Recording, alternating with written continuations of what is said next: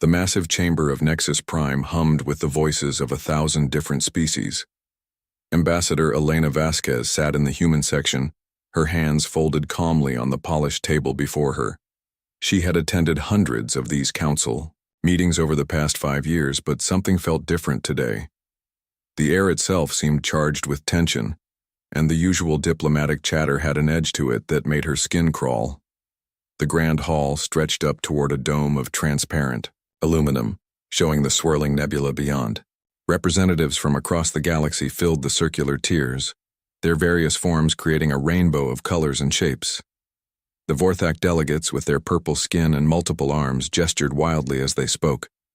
The insectoid Klaxi clicked their mandibles in what Elena had learned was their version of nervous laughter. Even the usually calm ethereal collective seemed agitated, their translucent forms flickering more rapidly than normal. Chancellor Grimek of the Vorthak Confederation stood at the central podium, his forearms spread wide in what Elena recognized as a dominance display. His voice boomed through the translation systems, reaching every corner of the vast chamber. Honored delegates of the Galactic Council, Grimek began, his tone carrying barely concealed disgust. We gather today to address a growing threat to our peaceful galactic community, a threat that has been allowed to fester for far too long. Elena felt her stomach tighten. She had a sinking feeling she knew where this was heading. The species known as humans, Grimek continued, have shown themselves to be dangerously aggressive and unpredictable. In the mere 100 years since their admission to our council, they have expanded their territory by 300%. They have established colonies on worlds that other species considered too hostile to inhabit. They have developed technologies at a rate that defies all precedent and reason. Admiral Krax of the hegemony rose from his seat, his reptilian features twisted into a sneer. Chancellor Grimek speaks the truth. These humans claim to be peaceful, yet every world they touch becomes a fortress. Every ship they build carries weapons that push the boundaries of our arms limitation treaties. They are a cancer, spreading through our galaxy. Elena wanted to stand, to defend her people, but diplomatic protocol demanded she remain silent until called upon. She watched as delegate after delegate rose to voice their concerns about humanity. The Pacifist Alliance spoke of humanity's barbaric history of warfare. The Trade Federation complained about human merchants undercutting established trade routes with their aggressive business practices. The Scientific Consortium worried about human researchers pursuing dangerous experiments without proper oversight. Through it all, Elena noticed something troubling. Not a single species spoke in humanity's defense. Even those who had benefited from human innovation and protection remained silent. The room felt like a predator's den, and humanity was the prey being circled. Finally, Chancellor Grimek turned his attention directly to Elena. Ambassador Vasquez, you will now hear the unanimous decision of this council regarding your species. Elena rose slowly, her heart pounding but her face perfectly composed. Years of diplomatic training had taught her to never show weakness, especially not here. I am ready to hear the council's words, Chancellor. Grimek's expression showed what Elena could only describe as sadistic pleasure. The Galactic Council has determined that humanity poses an unacceptable risk to galactic peace and stability. Your species' aggressive nature and rapid expansion threaten the careful balance we have maintained for thousands of years. The chamber fell silent except for the hum of life support systems and the distant rumble of the station's engines. Elena felt as if the entire galaxy was holding its breath. Therefore, Grimek continued, the Council demands the following actions from Earth and all human colonies. First, immediate surrender of all military vessels and weapons to Council oversight. Second, placement of all human colonies under direct Council administration. Third, submission of all human technological research to Council approval before implementation. Fourth, limitation of human population growth to levels determined by Council demographics experts. Elena's blood turned to ice. They weren't just talking about restrictions or oversight. This was complete subjugation. You have 72 standard hours to comply with these demands. Admiral Krax added, his voice dripping with satisfaction. Failure to comply will result in corrective action by Council forces. We trust you understand what that means. Elena looked around the chamber one more time, seeing the faces of beings who had once called themselves humanity's friends and allies. Now they watched her with expressions ranging from pity to contempt.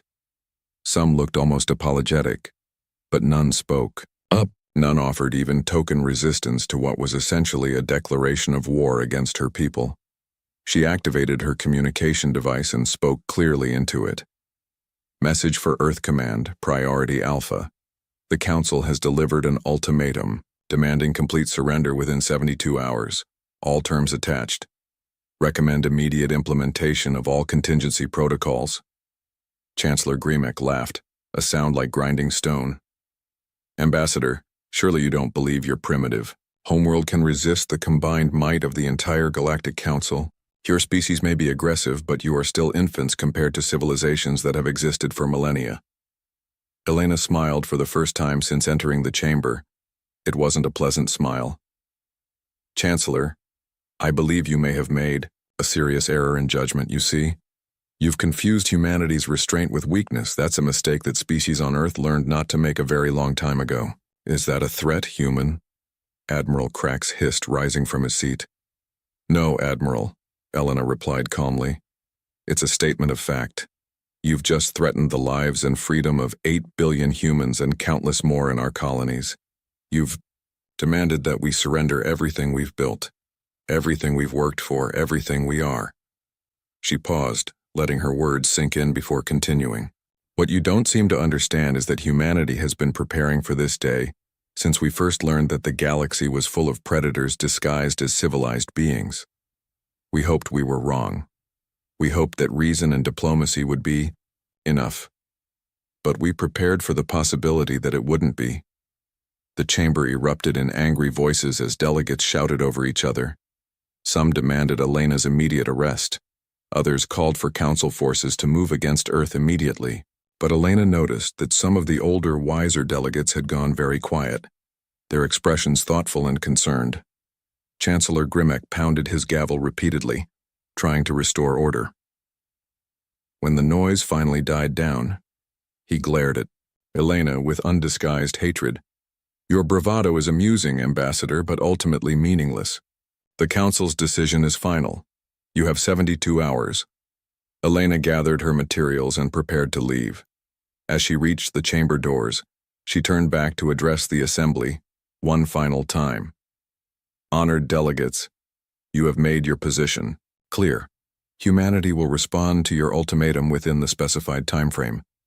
I suggest you use the next 72 hours to consider whether this is truly the path you wish to take.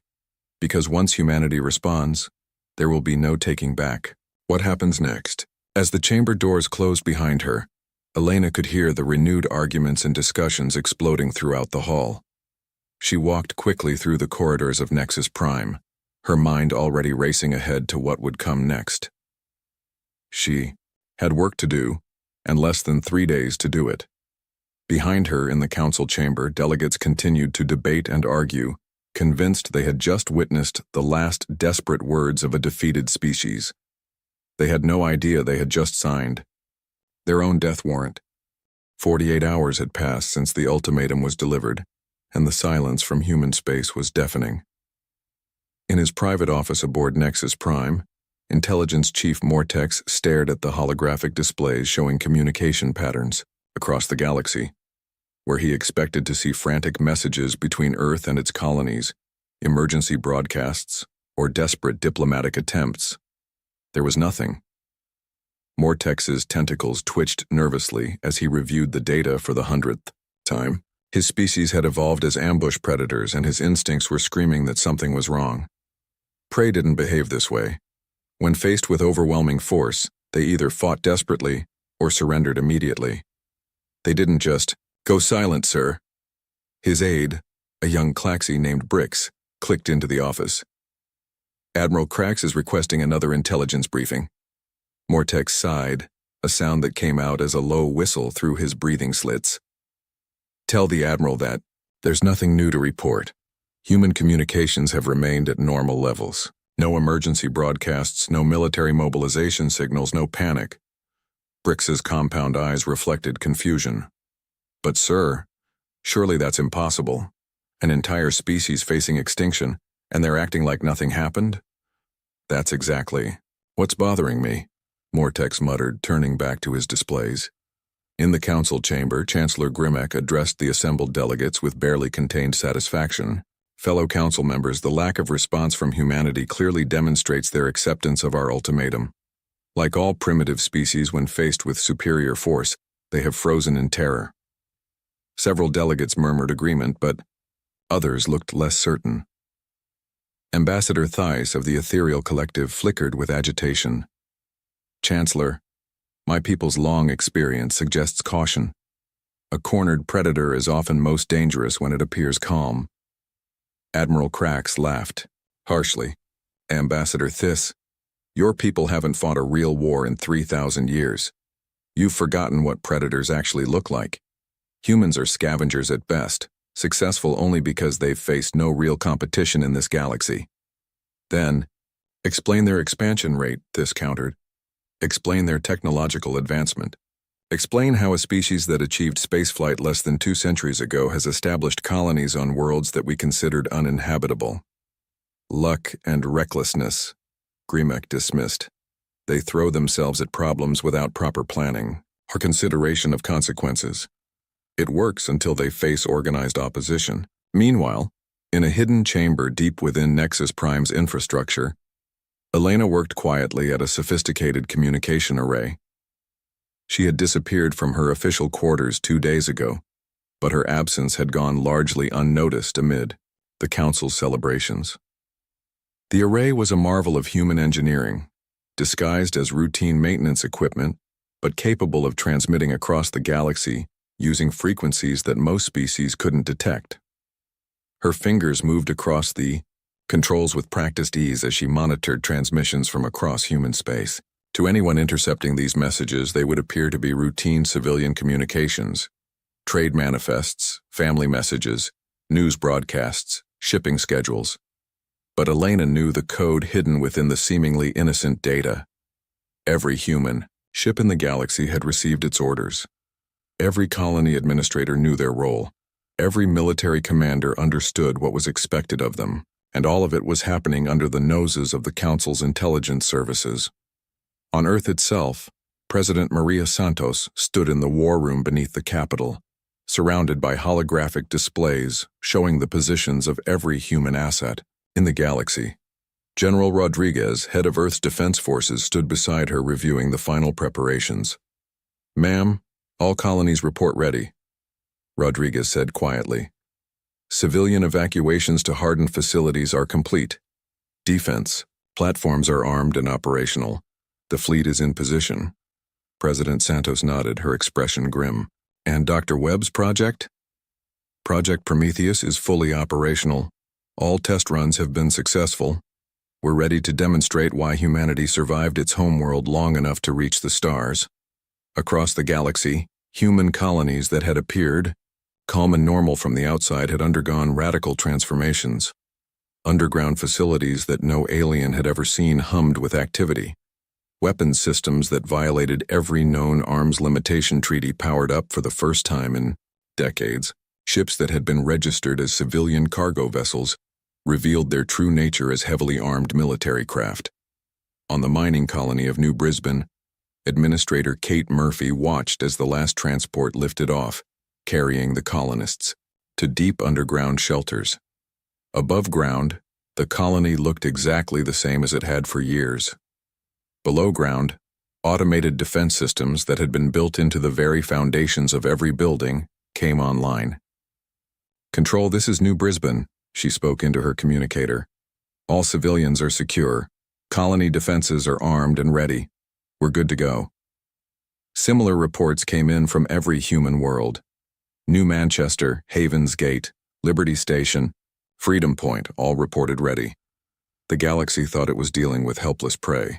It was about to learn the difference between appearing harmless and actually being harmless. Dr. Marcus Webb stood in the control center of humanity's most closely guarded secret. a research facility that officially didn't exist. Around him, technicians made final adjustments to systems that represented 2 centuries of human innovation and paranoia. When humanity had first joined the galactic community, they had quickly realized that they were surrounded by potential threats. Unlike other species that had developed in relative isolation, humans had evolved on a world where everything was trying to kill them. "Doctor, all systems show green," his lead technician reported. "We're ready for full deployment on your order." Webb nodded grimly. "Let's hope we don't need to use it. But if we do, let's make sure the galaxy remembers why human ancestors hunted woolly mammoths with nothing but sharp sticks and stubborn determination." Back on Nexus Prime, Mortex continued to stare at his intelligence displays, his unease growing by the hour. 24 hours remained until the ultimatum expired, and still nothing from human space suggested panic or preparation for surrender. If anything, human activity seemed almost boringly normal. His aide Brix returned with another report. "Sir, our long-range sensors show human ship movements are within normal parameters. Trade routes are operating normally, even their military. Vessels are following standard patrol patterns." "That's what worries me," Mortex replied. "Show me the communication intercepts again." Brix activated the holographic display, showing samples of human communications from the past 48 hours. Shipping manifests from cargo vessels, family messages between colonies, news broadcasts about sports competitions and cultural events, scientific data exchanges between research stations. "Sir, it all appears completely routine," Brix observed. Mortex studied the data more carefully, his predator instincts refusing to be quieted. Something was wrong with this picture, but he couldn't identify what. The communications were too normal, too routine, too perfectly mundane for a species facing extinction. "Brix, run a pattern analysis on these communications. Compare them to human communication patterns from the past year. Look for any deviations, no matter how small." As his aide worked, Mortex continued to stare at the displays. In his experience, silence from prey meant one of 2 things. Either they had accepted their fate and were waiting to die, or they were preparing something that required absolute secrecy. Given humanity's track record, he was beginning to suspect it was the latter. The problem was, he had no idea what they could possibly be preparing that would make any difference against the combined might of the entire Galactic Council. But his instincts, honed by millions of years of evolution, continued to scream that something was very, very wrong. As the hours ticked down toward the ultimatum's deadline, the galaxy held its breath, waiting to see if humanity would surrender, or make one final futile gesture of defiance. None of them suspected that they were about to discover why humanity had never encountered a predator on Earth that they couldn't eventually hunt to extinction. The 72-hour deadline had passed 3 hours ago, and Admiral Krax was done waiting. His massive flagship, the Subjugator, led a fleet of 200 Council warships as they dropped out of hyperspace at the edge of the Sol system. The Admiral expected to find a hastily assembled defense fleet of human vessels, probably outnumbered and outgunned, making a desperate last stand for their homeworld. Instead, what he found waiting for him defied everything he thought he knew about humans and their capabilities. "Admiral?" his sensor operator called out, his voice tight with confusion. "I'm reading massive energy signatures throughout the system. Sir, there are ships here, but they're not matching any known human designs in our database." Krax moved to the main display, his reptilian features twisting into a frown. The tactical screen showed the Sol system, but it looked nothing like the intelligence reports had suggested. Where he expected to see a few dozen human ships scrambling to form a defensive line, he found a perfectly organized fleet of vessels that seemed to shimmer with energy. "How many ships?" Krax demanded. "Counting now, sir. 100, 200. Admiral, I'm reading over 400 vessels, and they're all massive. Some of them are larger than our heaviest battleships." The Admiral's blood ran cold. 400 ships was impossible. Human military doctrine called for small, fast vessels that could strike quickly and retreat. These ships were enormous, gleaming constructs that seemed to bend light around their hulls. "Sir," "We're being hailed by the lead human vessel," his communications officer reported. "Put it through," Krax snarled. The main screen flickered to life, showing the bridge of what was clearly a human warship. But it looked nothing like the cramped utilitarian human vessels that Krax had seen in intelligence reports. This bridge was spacious and elegant, with technology that seemed decades ahead of anything in the Council's databases. A woman in a crisp military uniform stepped forward. Her expression was calm, professional, and absolutely confident. "Admiral Krax, I am Captain Lisa Morgan of the United Earthship Defiance. Welcome to our solar system." "Captain Morgan," Krax replied, trying to project authority despite his growing confusion. "I am Admiral Krax of the Galactic Council Enforcement Fleet. Your species has failed to comply with the Council's ultimatum. Surrender immediately, or face the consequences." Captain Morgan smiled, and something about that smile made Krax's skin crawl. "Admiral, I'm afraid there's been a misunderstanding. You see, humanity has been preparing for this moment for quite some time. Much longer than you might expect." "Preparing for what?" Krax demanded. "For the day when the galaxy's true nature would reveal itself," Morgan replied. "Dr. Webb, would you care to explain to the Admiral what he's really facing?" The screen split, showing another location filled with advanced technology. An older human man in a scientist's coat stepped forward. "Admiral Krax, I am Dr. Marcus Webb, Director of Humanity's Deep Space Defense Initiative. What you're seeing around you is the result of 2 centuries of continuous military development." "Impossible," Krax spat. "Your species has been under Council monitoring since first contact. You've complied with all arms limitation treaties." Dr. Webb chuckled, a sound that somehow managed to be both friendly and menacing. "Admiral, we've complied with the letter of every treaty we signed. But you see, humans have a talent for finding creative interpretations of rules. Every treaty prohibited certain types of weapons and certain classes of ships. They said nothing about the weapons we developed or the ships we designed." "You're lying," Krax accused. "Our intelligence services monitor all human military development." "Your intelligence services monitor what we allow them to monitor," Captain Morgan interjected. "Every human colony, every research station, every civilian facility has had a secondary function that your people never detected. We've been building, testing, and perfecting our defenses right under your noses." Dr. Webb activated a holographic display that showed the development timeline of human technology. "You see, Admiral, when humanity first joined the galactic community, we realized something very important. We were surrounded by species that had never faced real existential threats. You've all had it easy for so long that you forgot what survival actually requires." The display showed human colonies being established, but now Krax could see what the Council's intelligence had missed. Every colony had been strategically placed. Every trade route had been carefully planned. Every research facility had been designed with military applications in mind. "Humans, on the other hand, evolved on a world where everything was trying to kill us," Dr. Webb continued. "We learned very early that the price of survival is constant vigilance and preparation. We hoped we were wrong about the galaxy's true nature, but we prepared for the possibility that we weren't." Admiral Krax looked at his tactical display again, seeing the human fleet with new eyes. These weren't the desperate ships of a cornered species. These were the war machines of a people who had spent 2 centuries preparing for exactly this moment.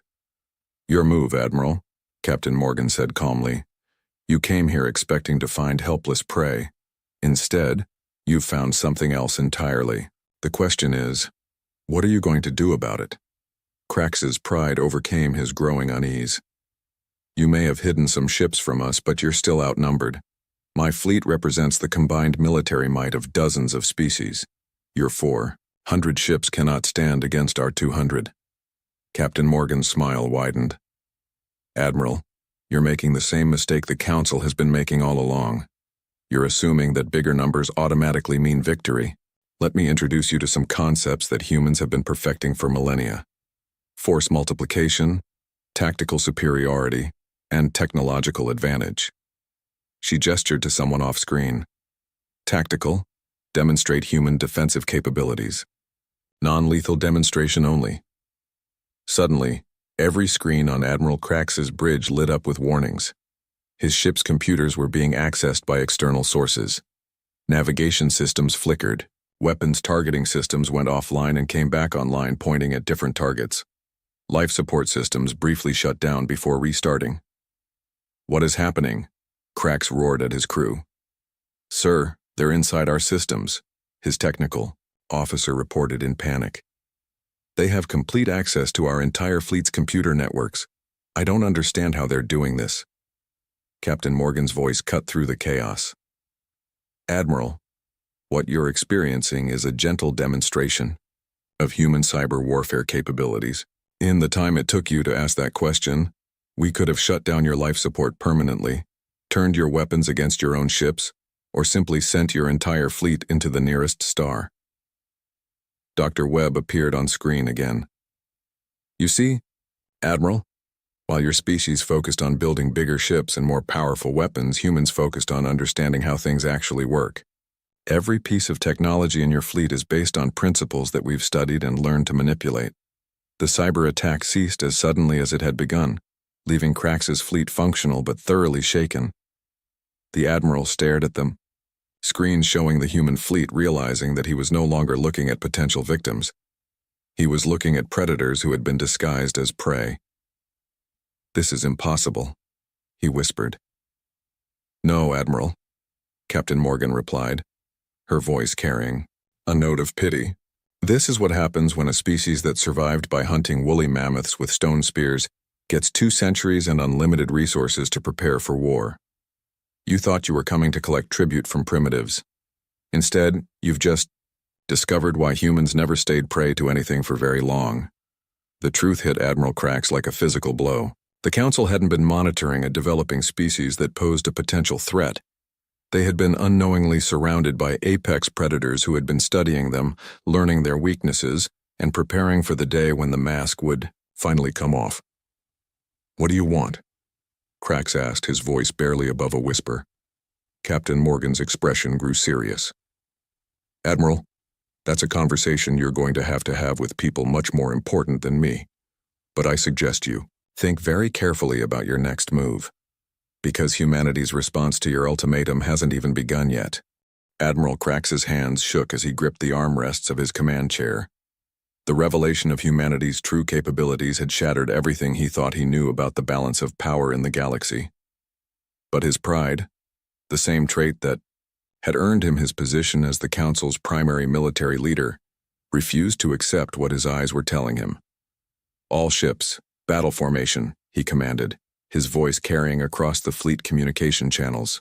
"Prepare to engage the human fleet. Show these primitives what real military power looks like." His bridge crew exchanged uncertain glances, but military discipline held. Across the Council fleet, 200 warships that represented the combined military might of dozens of species began to arrange themselves in attack formation. Weapon systems powered up, shield generators reached full capacity, and targeting computers locked onto the human vessels. Captain Morgan watched the Council fleet's movements on her tactical display with what appeared to be mild interest. "Tactical, what's your analysis of their formation?" Commander Jake Torres, her tactical officer, studied the enemy deployment with professional detachment. "Classic hammer and anvil, ma'am. They're trying to use their numerical advantage to envelope our formation. Standard doctrine for a force that expects to win through overwhelming firepower. And their weakness? They're assuming we'll fight like they do, ma'am. Big ships trading shots at maximum range until one side breaks. They have no idea what they're actually facing." Captain Morgan nodded and opened a communication channel to the Council fleet. "Admiral Crax, I'm going to give you one final opportunity to reconsider your course of action. What you're about to witness will change the balance of power in this galaxy forever. Are you certain you want to be responsible for that?" Crax's response came as a barrage of energy beams and missile salvos directed at the human fleet. The Council ships opened fire simultaneously, filling space with enough destructive energy to level a small moon. But the human ships didn't behave like any military force Crax had ever encountered. Instead of forming a defensive line and trading shots, they scattered like drops of mercury, moving with impossible speed and precision. The Council's targeting computers, designed to track conventional ship movements, couldn't keep up with the human vessel's erratic flight patterns. "What are they doing?" Krax demanded as his sensors showed human ships weaving between his fleet's formations like they were dancing rather than fighting. "Sir, their ships are moving faster than our tracking systems can compensate for," his sensor operator reported. "They're using some kind of drive system that doesn't match any known propulsion technology." The human counterattack began with surgical precision. Instead of the massive energy salvos that Krax expected, the human weapons were impossibly accurate beams that seemed to pass through his ship's shields as if they weren't there. But rather than destroying his vessels, the beams targeted specific systems with terrifying precision. "Sir, the Dominator reports complete engine failure," his communications officer called out. "The Subjugator reports weapon systems offline. The Intimidator is reporting that their life support is fluctuating." Across the Council fleet, ship after ship found itself crippled but not destroyed. Human weapons sliced through shield systems that had been considered impenetrable, disabled engines with surgical strikes, and knocked out weapon systems without damaging the ship's hulls or harming their crews. Captain Morgan's voice cut through the chaos. "Admiral Krax, you're witnessing a demonstration of controlled force. My ships have the capability to destroy your entire fleet in approximately 4 minutes. Instead, we're showing you what happens when a species that learned warfare from necessity faces opponents who learned it from tradition." But the true horror of humanity's capabilities was yet to be revealed. Commander Torres spoke quietly into his communicator, and suddenly the space around the Council fleet began to distort. "Sir," Krax's science officer called out in panic, "I'm reading massive gravitational anomalies forming around our ships. This is impossible.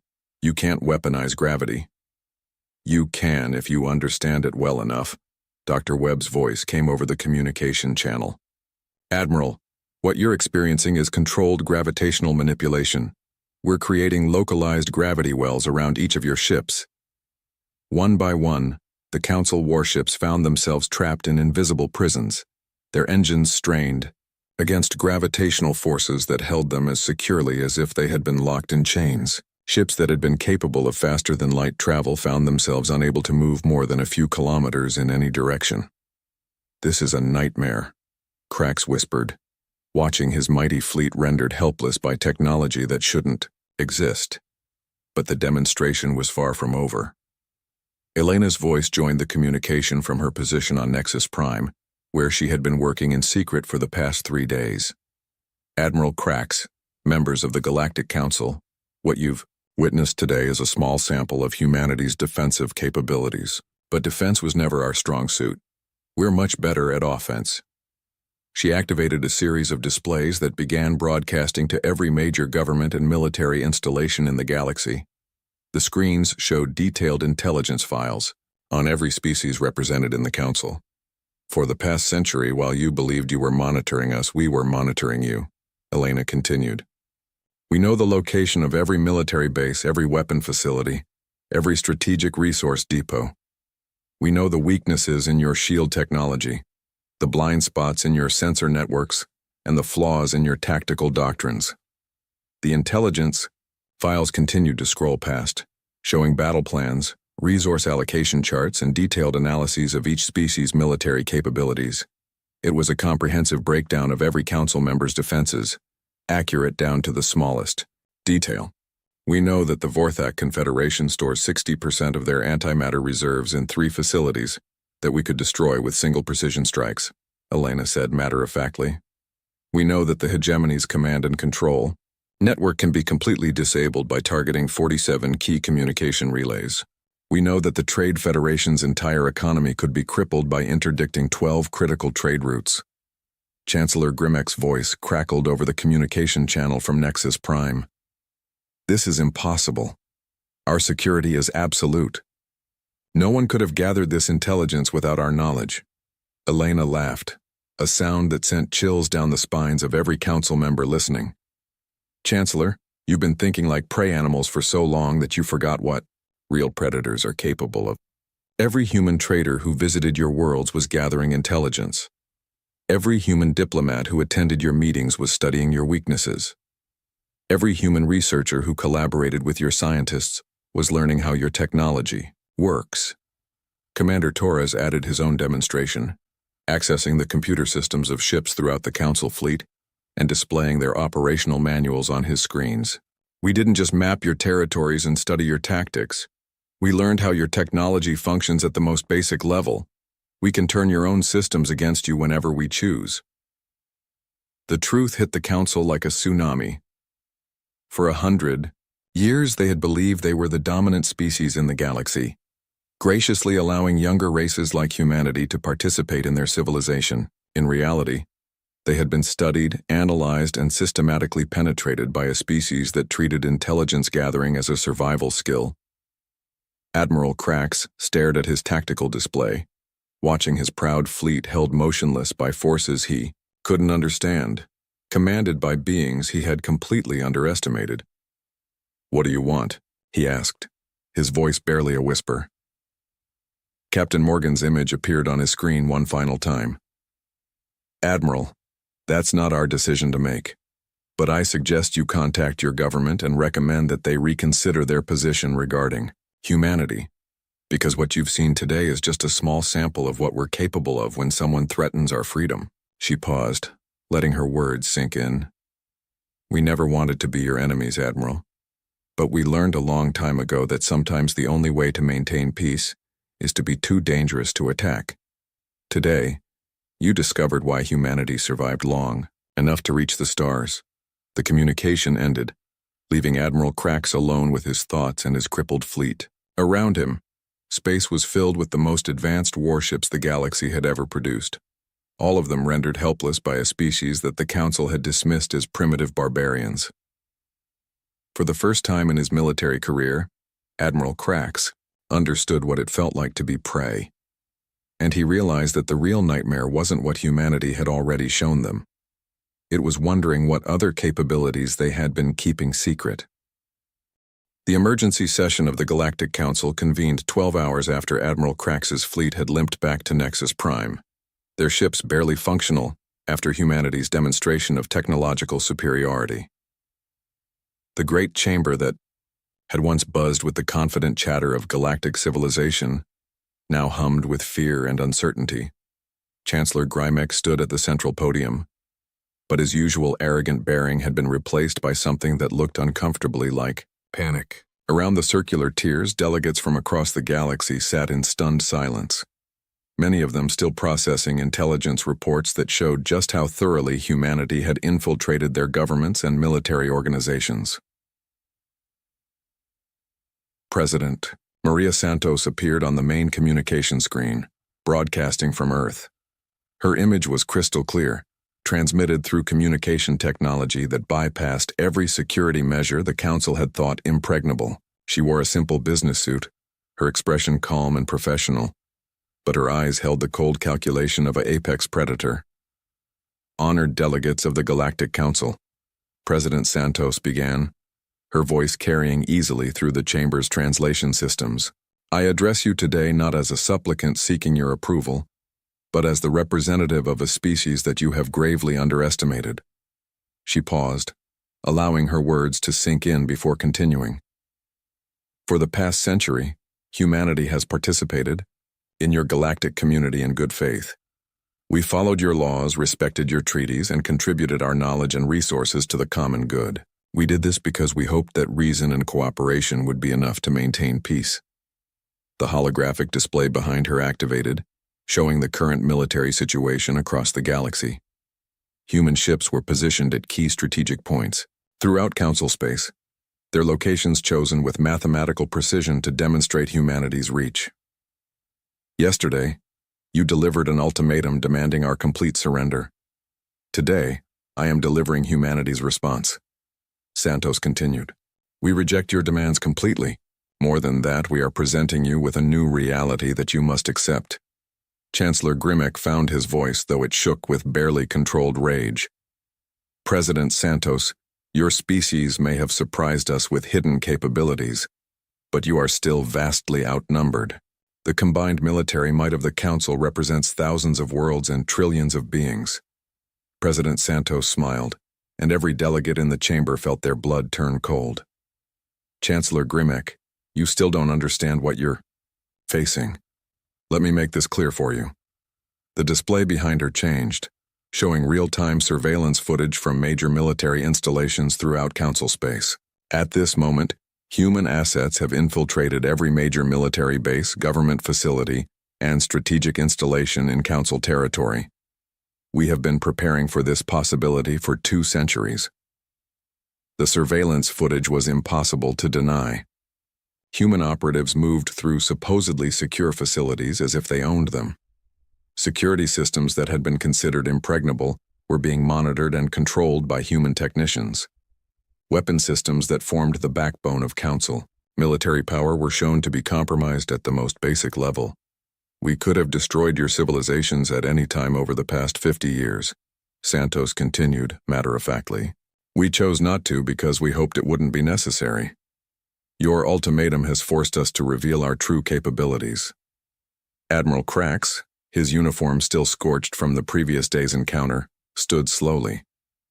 What you're describing is an act of war against the entire galaxy. No, Admiral, Santos corrected. What we're describing is the reason why there won't be a war.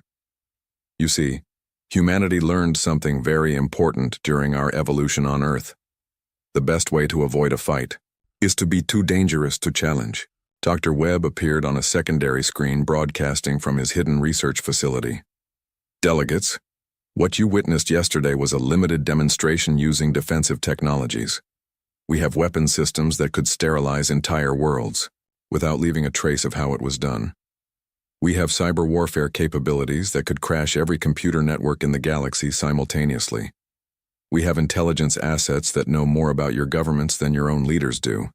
He paused, allowing the implications to sink in. But we don't want to use these capabilities. We never wanted to rule or destroy.